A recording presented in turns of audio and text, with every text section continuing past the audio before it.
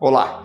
Se você está recebendo esse vídeo é porque recentemente você foi submetido a uma lipoabdominoplastia. O intuito desse vídeo é a gente relembrar os cuidados agora nos primeiros dias e nos próximos dias e também a evolução em relação aos cuidados de pós-operatório. Em relação ao repouso, não existe mais indicação de ficar de cama. Na cama é só aquele período que ficou no hospital.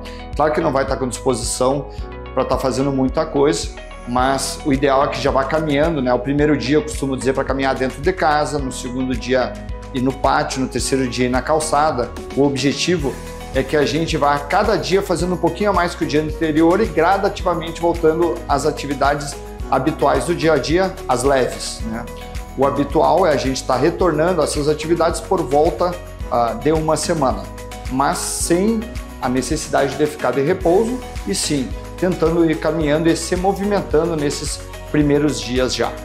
Já em relação à atividade física, isso vai demorar um pouquinho mais de tempo. A gente está num período para absorver o inchaço e não estimular a inchar, por isso que nesse primeiro mês, até os 30 dias após a cirurgia, a gente não vai fazer nenhuma atividade física. A partir de 30 dias, sim, aí a gente pode retornar às atividades físicas leves e gradativamente ir aumentando essas atividades físicas. Ainda sobre os cuidados agora no pós-operatório, a gente vai ter que fazer o uso desta malha.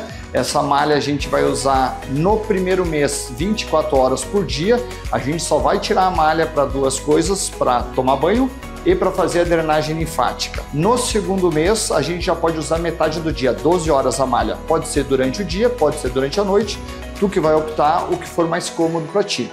E no terceiro mês a gente para com o uso da malha. Primeiro mês 24 horas por dia, no segundo mês 12 e no terceiro mês a gente para com o uso da malha. A drenagem linfática a gente vai começar no terceiro dia depois da cirurgia e nas primeiras semanas vai fazer mais frequente, pelo menos 3 vezes por semana, tipo segundas, quartas e sextas.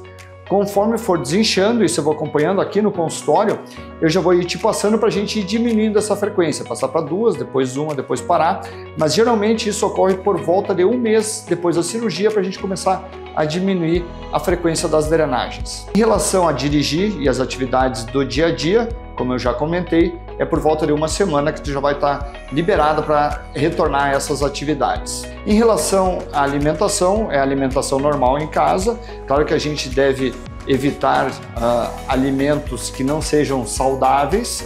Isso é uma orientação que a gente tem não só para esse início de pós-operatório, mas é uma coisa que a gente tem que aproveitar esse momento de pós-operatório, que a gente está se cuidando mais e conseguir colocar nos nossos hábitos alimentações mais saudáveis.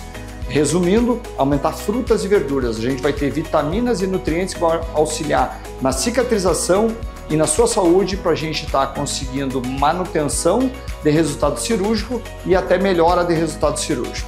Em relação a curativos, a gente tem 2 locais que a gente fez curativo na saída do hospital.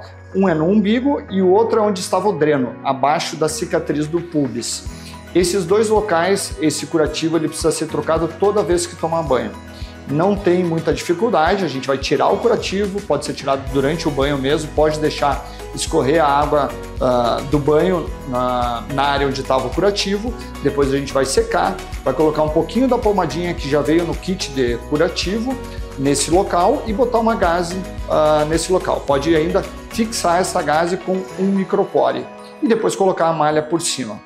No momento que a gente perceber que está tirando o curativo, que ele está totalmente limpo, quer dizer que não precisa mais usar curativo. Isso ocorre por volta de 1 semana. Em relação à cicatriz, a gente tem um micropore em cima dela. Esse micropore a gente não precisa mexer. Pode molhar no banho, é só secar depois do banho.